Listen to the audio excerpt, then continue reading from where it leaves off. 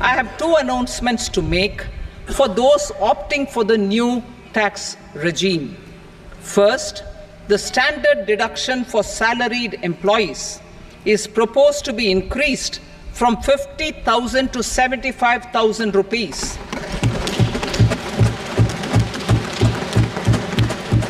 Similarly, deduction on family pension for pensioners is proposed to be enhanced from 15,000 to 25,000 rupees. This will provide relief to about 4 crore salaried individuals and pensioners.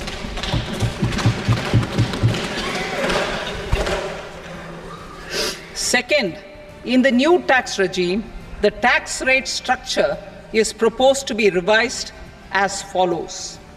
0 to 3 lakh rupees, nil. 3 to 7 lakh rupees, 5%. 7 to 10 lakh rupees, 10%.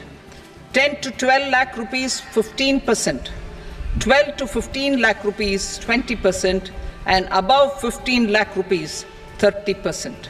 As a result of these changes, a salaried employee in the new tax regime stands to save up to 17,500 rupees in income tax.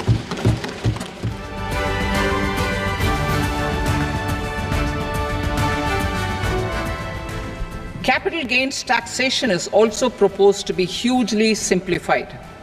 Short-term gains on certain financial assets shall henceforth attract a tax rate of 20%, while that on all other financial assets and all non-financial assets shall continue to attract the applicable tax rate.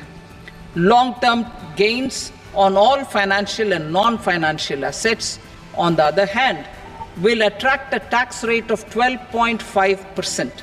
For the benefit of the lower and the middle income classes, I propose to increase the limit of exemption of capital gains on certain financial assets to 1.25 lakh rupees per year.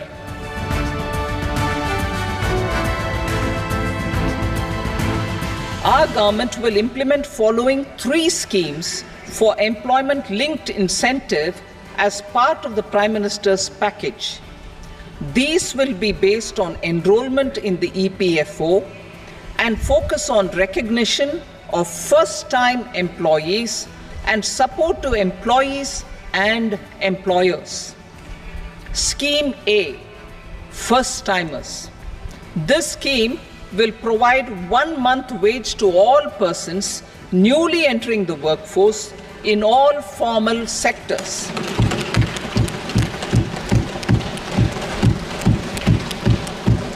Direct benefit transfer of 1 month's salary in 3 installments to first-time employees as registered in the EPFO will be up to 15,000 rupees.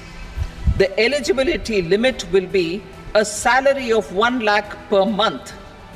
The scheme is expected to benefit 210 lakh youths.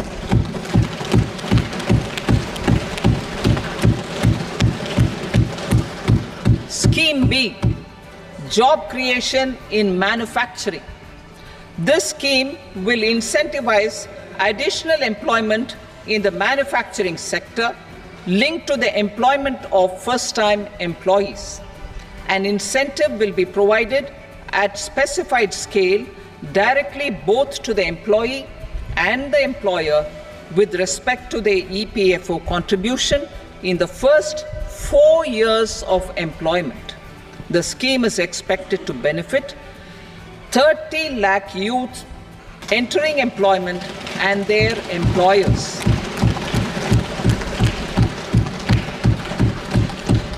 Scheme C, support to employers. This employer-focused scheme will cover additional employment in all sectors. All additional employment within a salary of 1 lakh rupee per month will be counted. The government will reimburse to employers up to 3,000 rupees per month for 2 years towards the EPFO contribution for each additional employee.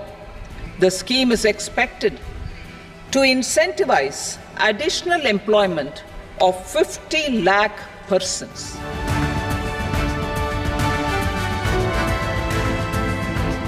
New airports, medical colleges, and sports infrastructure in Bihar will be constructed. An additional allocation to support capital investments will be provided. The requests of Bihar government for external assistance from multilateral development banks will be expedited.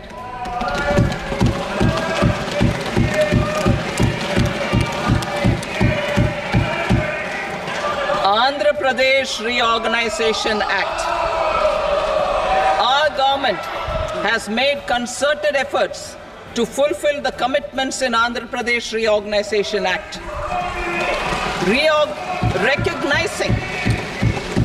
Recognizing the state's need for the capital, recognizing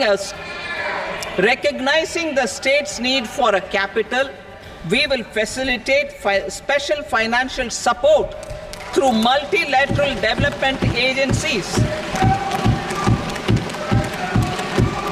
In the current financial year, 15,000 crore rupees will be arranged with additional amounts in future years.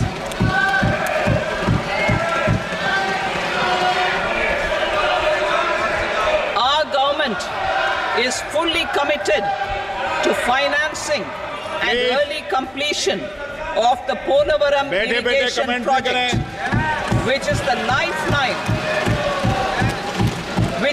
lifeline for Andhra Pradesh and its farmers.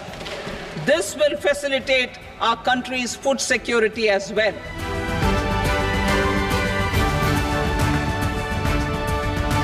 With a threefold increase in domestic production and almost 100-fold jump in exports of mobile phones over the last 6 years, the Indian mobile industry has matured. In the interest of consumers, I now propose to reduce the BCD on mobile phone, mobile PCBA, and mobile charger to 15%. Critical minerals. To enhance domestic value addition in gold and precious metal jewelry in the country, I propose to reduce customs duties on gold and silver to 6% and that of platinum to 6.4%.